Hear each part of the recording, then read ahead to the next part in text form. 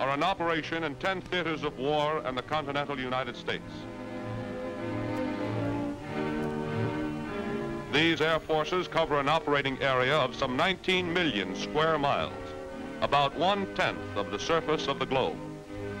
In the Southwest Pacific area, the 5th Air Force is playing an important role in softening up the Japanese for the campaigns which are ahead.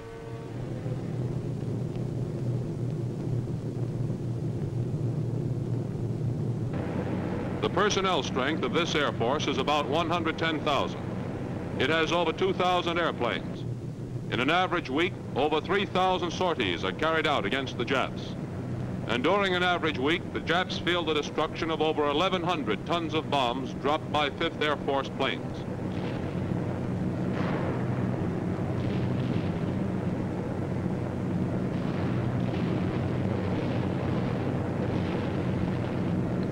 This Jap fighter fell victim to the guns of a P-38.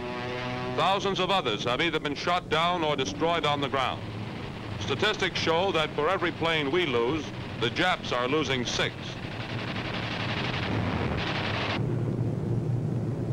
These B-25s are carrying out low-level strafing operations against Jap surface vessels on a Jap-held airfield.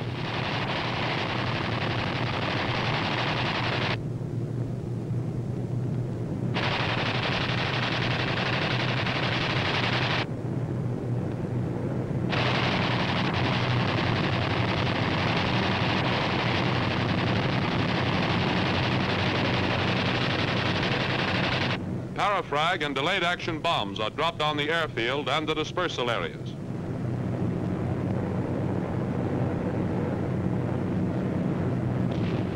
"3,000 sorties and 1,100 tons of bombs per week. These rates measure the current intensity of 5th Air Force operations.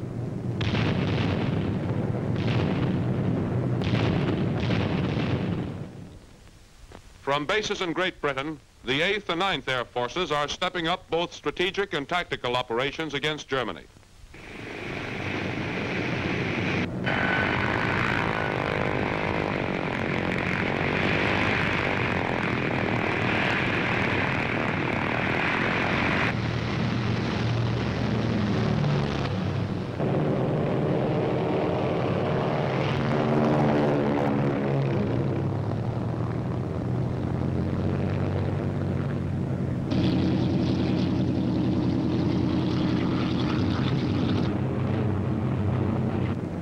These air forces have a personnel strength of over 350,000. Their airplanes number over 7,000. Typical of current operations are days on which 2,000 bombers and fighters, dropping over 2,000 tons of bombs, are dispatched against Germany. Missions of this size are being executed with increasing regularity and are now averaging 1 every 3 days. German fighters attempting to intercept a heavy bomber attack are shot down by P-47s. We suffer losses in these attacks too, but for every plane we lose, the Germans are losing 3.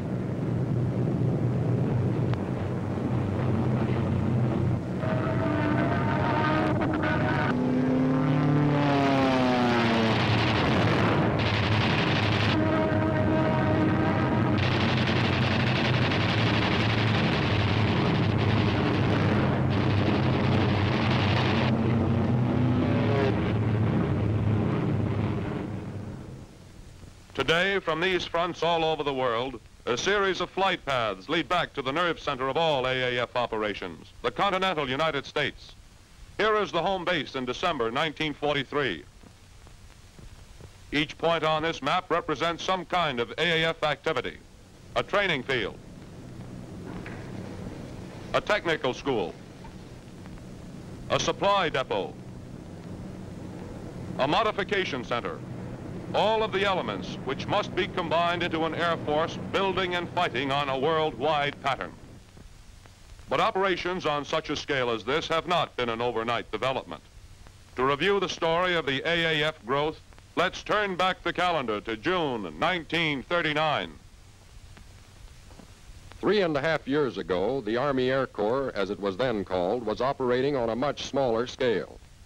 We had a total of 36 fields and bases in this country and 4 in other parts of the world. Our Air Corps personnel was approaching 25,000, of which about 2,600 were officers. We had some 2,400 planes, about half of which were combat types. Less than 1% of these combat ships were heavy bombers. As for our training program, there were 367 pilots in training at Kelly and Randolph fields. There were 3 technical schools with 129 men under instruction. Our expansion plan called for 25 combat groups. In June 1939, we had 10 of the 25, and our plan called for 5 heavy bomb groups and 9 fighter groups. Our first concern was hemisphere defense, and fighters were of prime importance. Appropriations amounting to $243 million were approved to carry on operations during the remainder of the fiscal year ending June 30th, 1940. This was the brief beginning of our Air Force expansion program. About this time, the RAF had just been voted appropriations of $1,300 million. Air forces of other world powers provided some rather impressive figures. The Germans had 8,000 first-line planes. Japan had 4,000. Great Britain, 3,900. Italy, 3,000. France, 2,000. The United States strength at this time was 1,200 combat-type planes. Meanwhile, in every capital of Europe, there was the swift unfolding of as big a crisis threat of war could make.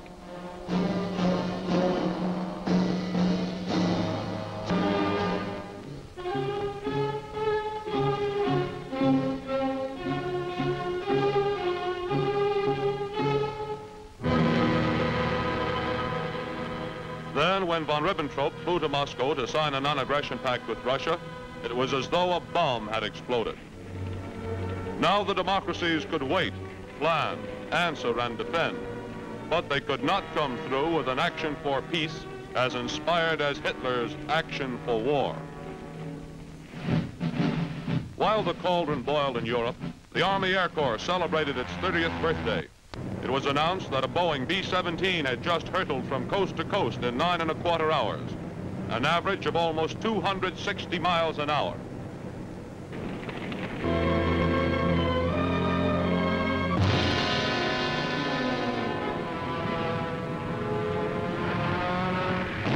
Friday, September 1st, 1939, a German plane dropped its bombs on Puck, a tiny Polish fishing village. Words were ended. Only acts remained. War had begun. First Great Britain, then France declared war on a German army which had been preparing for it for almost 10 years.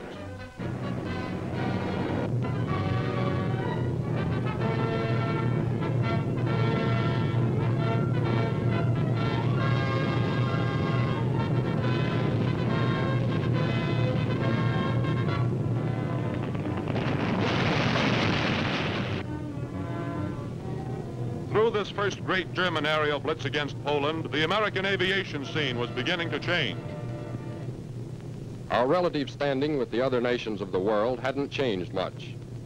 Our plane strength of 2,546 had only increased 24 a month during the last 6 months of 1939, and 144 planes weren't a lot to add to our total. But orders had been placed for 1,000 military aircraft, the largest peacetime orders in the history of U.S. aviation. And by the end of 1939, Air Corps personnel had increased to 43,000. The Air Corps had now taken over and expanded existing civilian flying and mechanical schools and had organized others as a foundation for the needed expansion of its training facilities.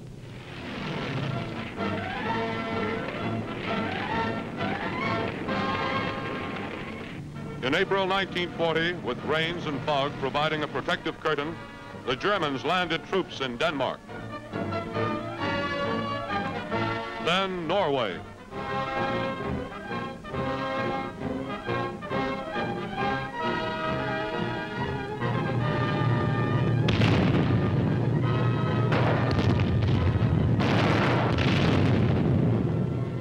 In May, it was Holland.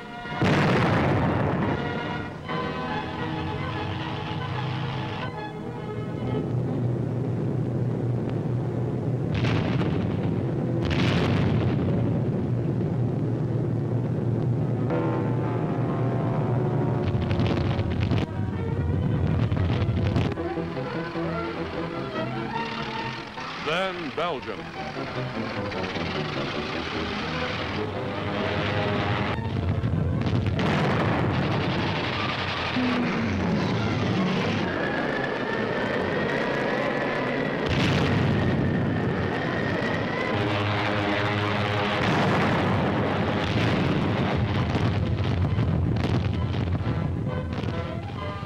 The mighty German war machine moved on into France.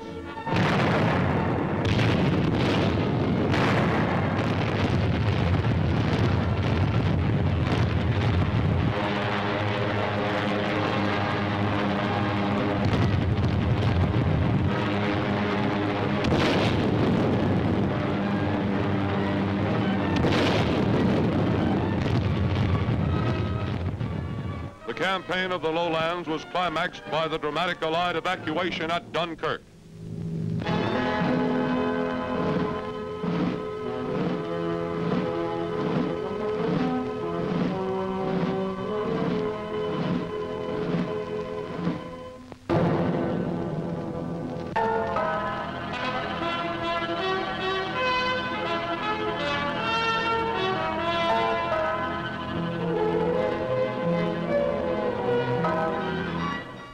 As the democracies of the world mourned the death of France, the Army Air Corps received appropriations for expansion totaling $692 million. And in September of 1940, another $1.5 billion was voted to be spent during the fiscal year ending June 30th, 1941. This last appropriation was almost as large as the total amount of money appropriated for Army aviation during its first 33 years. September 1940 brought about the British-American exchange of island bases for overage destroyers. The Selective Service Act was passed, and the Air Corps was now assured of a continuous source of trainees. And on September 27, 1940, Japan joined the Axis. More important were signs that the Army Air Corps was beginning to put on weight and muscle. By this time, the total personnel had increased to almost 75,000. Our plane strength had increased 1,000 in the past 14 months, bringing the total to over 3,400. About 1/3 of these were combat types. In November 1940, the Army Air Corps revised its program upward from 25 to 54 combat groups, the first aviation objective. Actually, we had 31 groups at that time. The new program called for 14 heavy bomb groups and 24 fighter groups, as the Air Corps began to expand sufficiently to consider limited offensive as well as defensive operations. At year-end 1940, the Germans totaled up their activities and found they had dropped almost 43,000 tons of bombs on England since August of that year. About 10 tons for every ton the RAF was dropping on them.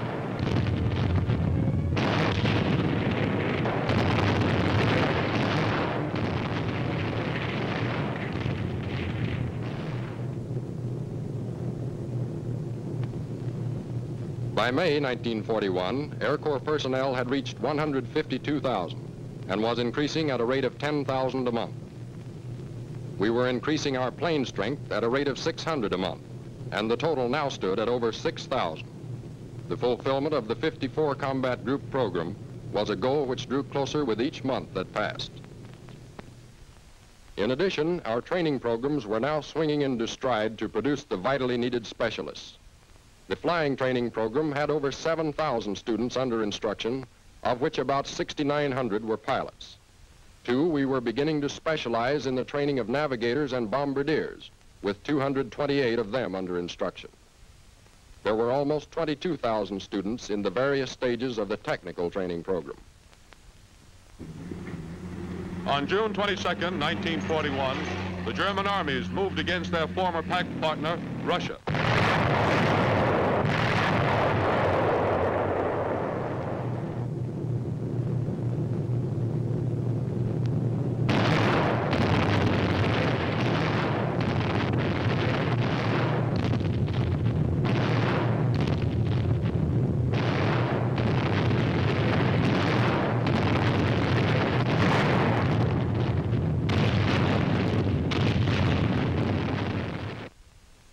Also in June, the Air Corps received $4.33 billion for the fiscal year 1942. This had been preceded by another $1.5 billion voted in April to complete the fiscal year of 1941. The overall total for 1941 had been almost $4 billion. Together, these appropriations made a grand total of $8.5 billion, which the Air Corps had received from June 1939 to June 1941.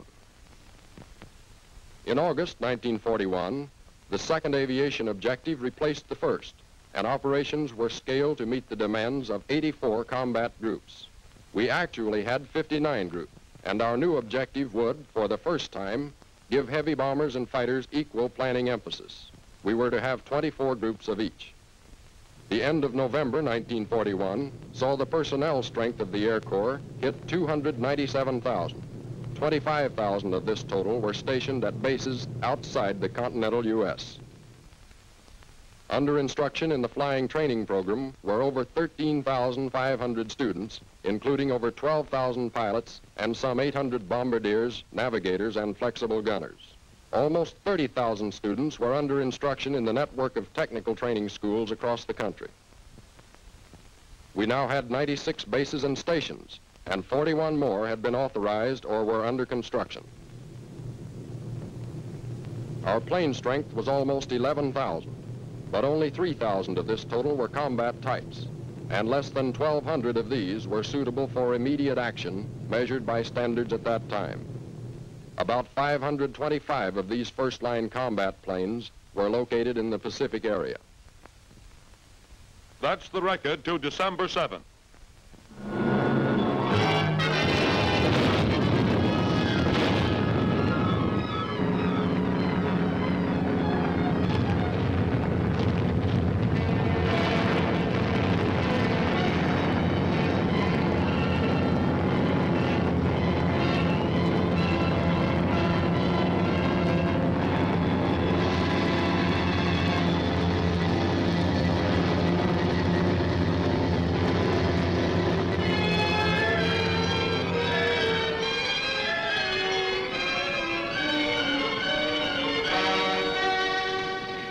In the first few weeks of war, over 350 of the 525 combat planes we had in the Pacific area were destroyed. Over 1/4 of our total combat strength was lost. We suddenly found ourselves engaged in a mortal struggle with an enemy who could be counted on for nothing except bitter and fanatic opposition. On December 8th, the President asked Congress to declare, "A state of war has existed between the United States and the Japanese Empire." Then, 3 days later, war was declared on Germany and Italy. January 1942 was our first full month at war. Before the month was up, $10 billion had been added to the funds available for the expansion of the Air Corps. By April, another $9 billion had been added, which brought the total for the fiscal year 1942 to $23 billion. And additional billions were to be made available as needed to build ours into the most powerful air force in the world. We had the funds. Now the problem was one of planning and executing. In this first month of 1942, the Air Corps faced 3 tremendous jobs which had to be done immediately. Time was the one thing we didn't have. The first job, fighting a war. Second, sharing our airplane production with our allies. Third, expanding on a gigantic scale. What problems were involved in this expansion? The number of combat groups was one of the first problems. How many heavy bomber groups? How many fighters? Troop carrier? How many and what kind of supporting units, such as service groups, air depot groups, repair squadrons would be needed?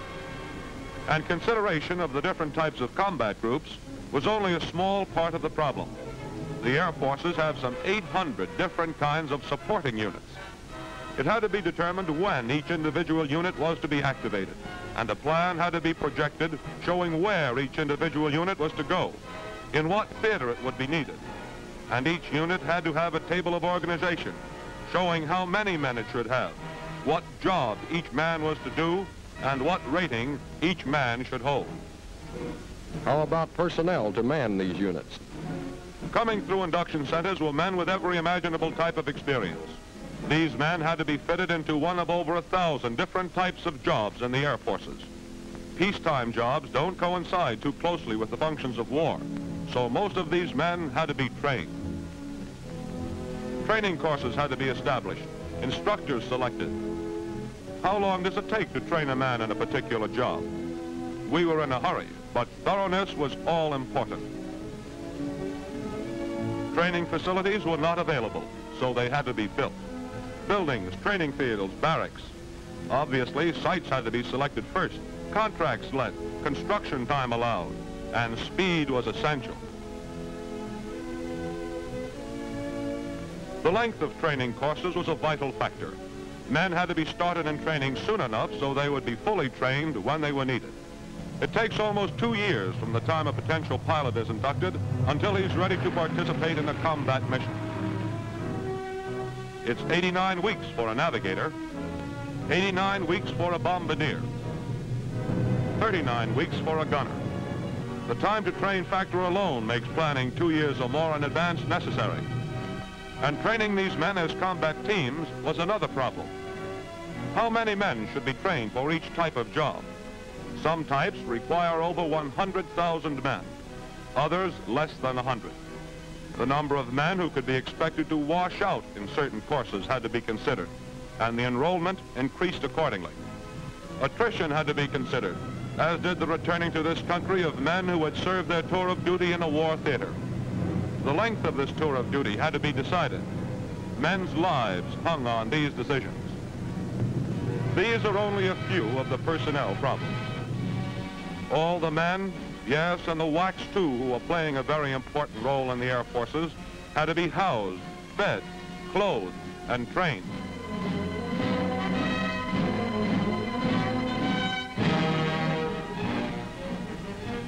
Hospitals and adequate medical care were essential.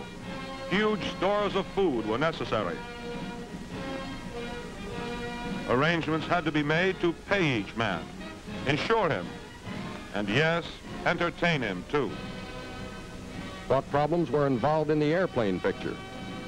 Airplane production had to be planned by type, model, and series. It had to be determined when these planes were needed and where. This involved consideration of over 450 different kinds of airplanes. The number of airplanes needed required analysis of the percentage which would be grounded for repair, modification, and other causes. In the average theater, over 40% of the total planes are grounded at all times. An appropriate reserve also had to be planned. Losses had to be anticipated.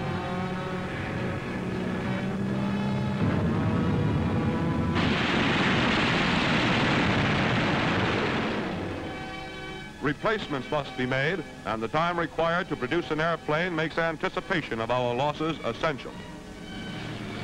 The length of time required to send a replacement plane to a given theater is an important factor. We could only plan on about 50% of this country's productive capacity in placing orders for airplanes. The other 50% was going to the Navy or to our allies. What about the problem of spare parts? An adequate stock of spare parts speeds repair work and keeps planes flying. Overstocks mean critical materials wasted, stockroom space wasted, and man-hours lost. Decisions had to be made as to what kinds of spare parts, for what type, model, and series of airplanes should be stocked in each individual stockroom. Yes, and when. What about equipment and supplies? Each individual unit of the Air Forces had to have a table of equipment, setting forth in detail just what items it would need. And the individual items of equipment which had to be covered numbered over 500,000 and varied from a nut or bolt to a multi-ton truck. The quantities of each of these items had to be determined and orders placed. How about bombs? Some 18 different types, varying from a 2,000-pound general-purpose bomb to a 4-pound incendiary. The types needed for different targets was a big factor. The number of each type had to be decided and orders placed soon enough to ensure that our bombers would have enough of the right kind of bombs to drop on a given target at the right time. And gasoline. A heavy bomber in the United Kingdom averages some 240 gallons per hour of flight. A fighter in India will use about 50 gallons per hour. In 3 months of 1943, over 100 million gallons of gasoline were consumed by overseas units. This is high-octane aviation fuel. Again, decision had to be made as to how much would be needed, when and in what theater. Facilities to produce this gasoline had to be built. Transportation was another problem. Not only the gasoline, but the men, the planes, the equipment, the supplies, the spare parts, the bombs, all had to be moved within this country and, more important, overseas. These are just a few of the problems involved in the expansion of our air forces, but they all had to be solved. February 1942 brought the latest revision of the combat group program. This time it was upward from 84 to 115. We actually had 71 groups, and now for the first time, heavy bomb groups were to outnumber fighter groups. It was to be 34 to 30.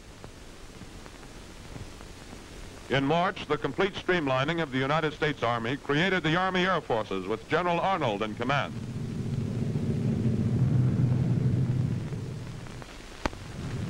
In June 1942, a smashing defeat from the sky was dealt the Japanese fleet in the Battle of Midway. Army Air Force planes joined United States naval forces in the decisive repulse of an enemy task force bent upon seizing Midway and Hawaii as a prelude to the invasion of our west coast.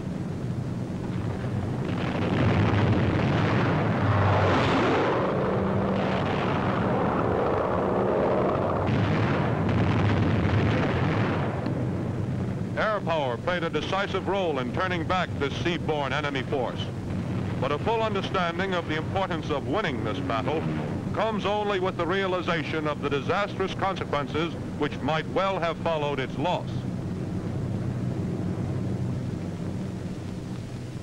Signs of rapid expansion were evident in June 1942, when the total personnel assigned to the Air Forces had jumped upward to well over 750,000.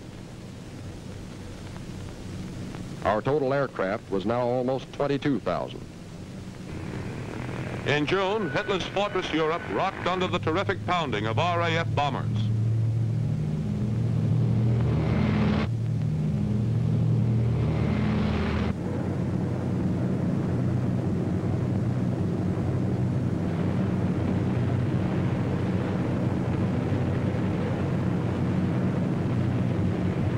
Cologne and Essen were among the first on the list of vital German industrial targets scheduled for destruction. The first all-American raid was in the air on August 17th.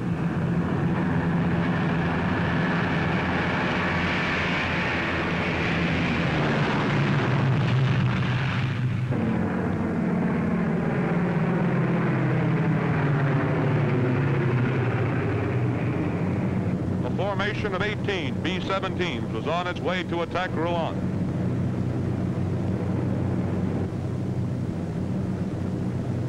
British Spitfires provided fighter cover for our planes.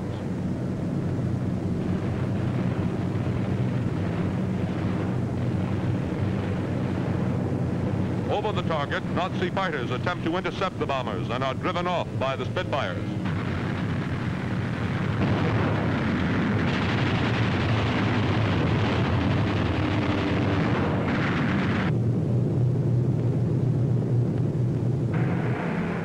Their mission completed, the bombers returned to their base. At home, the combat group plan was revised for the second time in 3 months. To follow up the 224 figure established in July, a new objective of 273 groups was set. That September, we actually had 109 groups.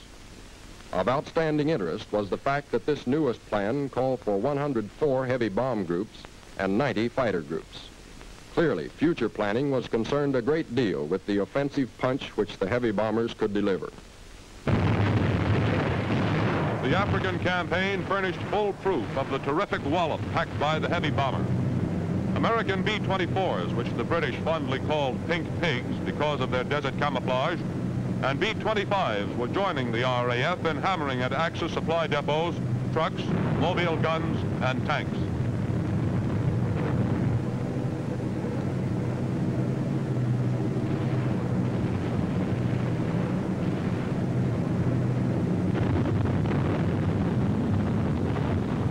By early November, Rommel was in full retreat across the top of Africa.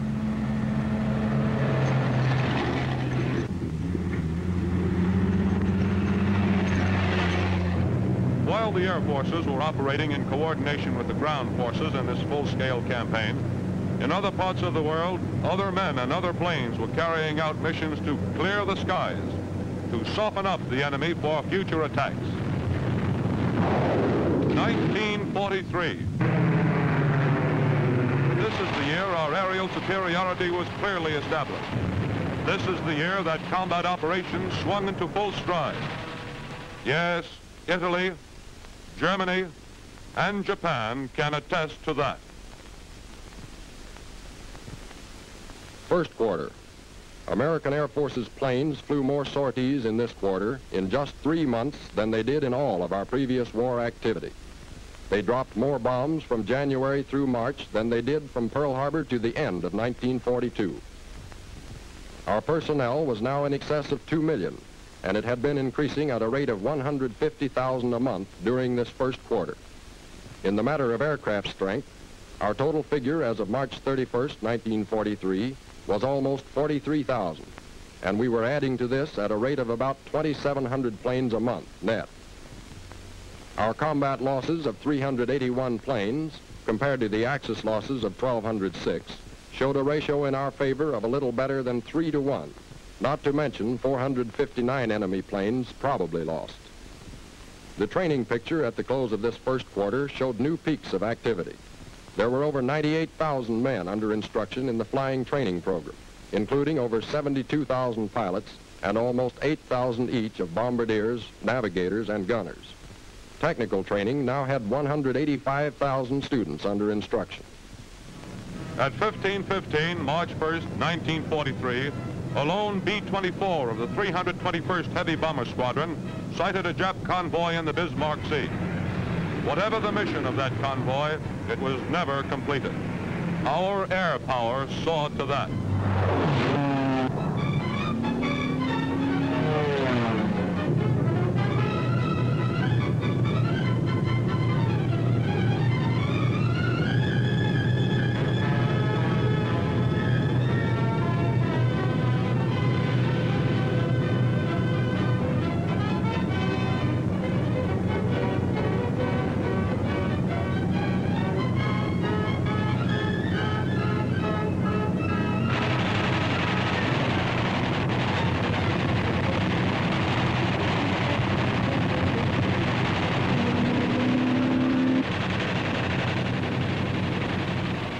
As important as this smashing defeat handed the Japs was the fact that the skip bombing technique, used for the first time on such a scale, proved to be an effective method of destroying enemy ships.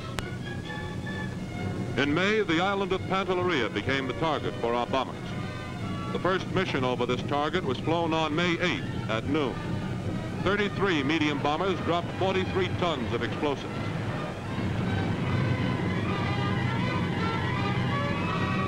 "34 days later, on June 11th, after almost 6,000 tons of bombs had been dropped by our planes, Pantelleria surrendered. 13 American aircraft were lost. Second quarter. The number of sorties flown in this quarter was more than double the total in the year's first quarter. The bomb tonnage dropped was 2.5 times as great. While offensive activity was doubling itself in intensity, the personnel picture in the Air Forces was starting to level off toward the completion of the 273 Combat Group Plan. The actual strength was about 2,200,000. Our total aircraft inventory was, for the first time, in excess of 50,000 planes. In the matter of combat losses, our quarterly tally was 507, as compared to the enemy's 2,352, an advantage now for us of better than 4.5 to 1. In addition, 700 enemy planes were listed as probably lost. In August, the sorties against Germany had begun to follow a round-the-clock schedule. The RAF was hitting with all its power and area bombing attacks at night.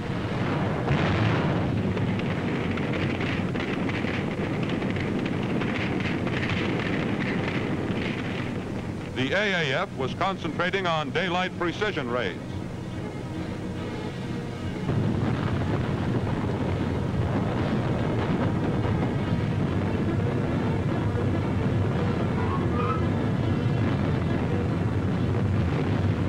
The raid on Ploiești installations in the heart of the Romanian oil fields was a high point during this month.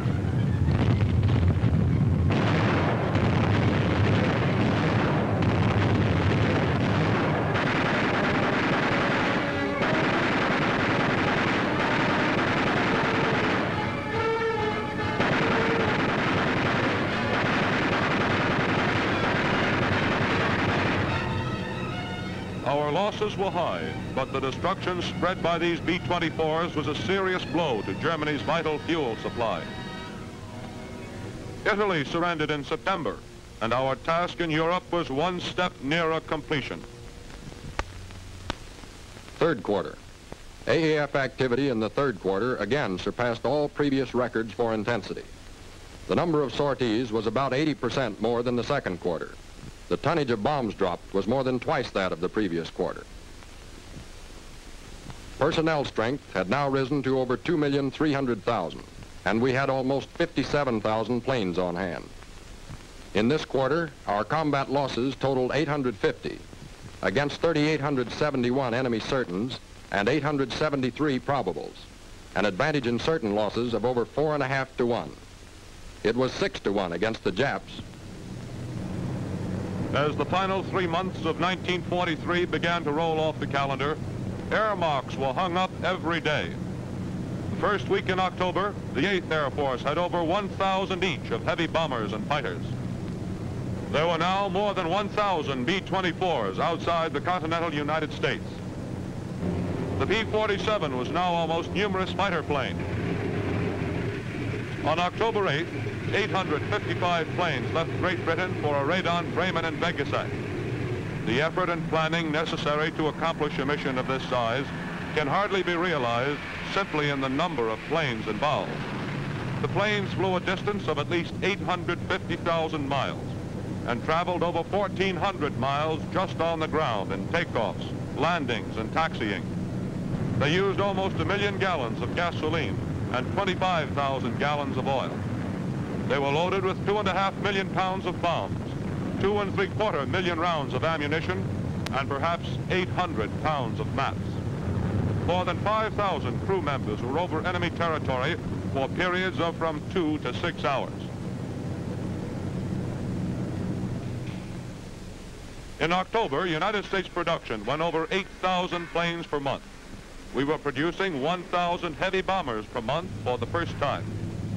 Also, a rate of 50,000 sorties per month was reached in October. In November, 1 million crossings over enemy lines had been made by Air Force crew members. In December, the Air Forces were dropping over 1 ton of bombs per minute of daylight on the enemy. At the end of December 1943, the Air Forces could look back on a year of tremendous activity, on a year which provided unmistakable trends of increasing intensity and strength. In the first half of the year, the Air Forces performed 104,000 sorties. Almost 2.5 times as many were performed in the second half. We dropped 46,000 tons of bombs during the first half of the year. For the second half, it was almost 3 times as many. Our combat losses during the first half total less than 900. The Axis lost over 3,500. We lost 1,700 planes during the second half, more than the first, yes, but the Axis lost almost 7,800. Their losses increased over 5 times as much as ours. At year end, our personnel strength stood at about 2,400,000. Our airplane strength had risen to over 65,000. Yes, the trends are unmistakable. In the months ahead, offensive actions are destined to become so sweeping and so intensive in all theaters that statistics will double and redouble. In 1944, planned operations call for 1.5 million sorties against the enemy. That's 3.5 times the number flown in 1943. Our planes will drop 700,000 tons of bombs on enemy targets in 1944. That's 3.5 times the destruction they dropped in 1943. And in 1944, about 6 million crossings over enemy lines will be made by Air Force's crew members. That's 5 times the total number of crew members who have flown offensive missions during the last 2 years we've been at war. The middle of the year will see 2 tons of bombs per minute of daylight being dropped on our enemies. In the fiscal year 1945, the Air Force's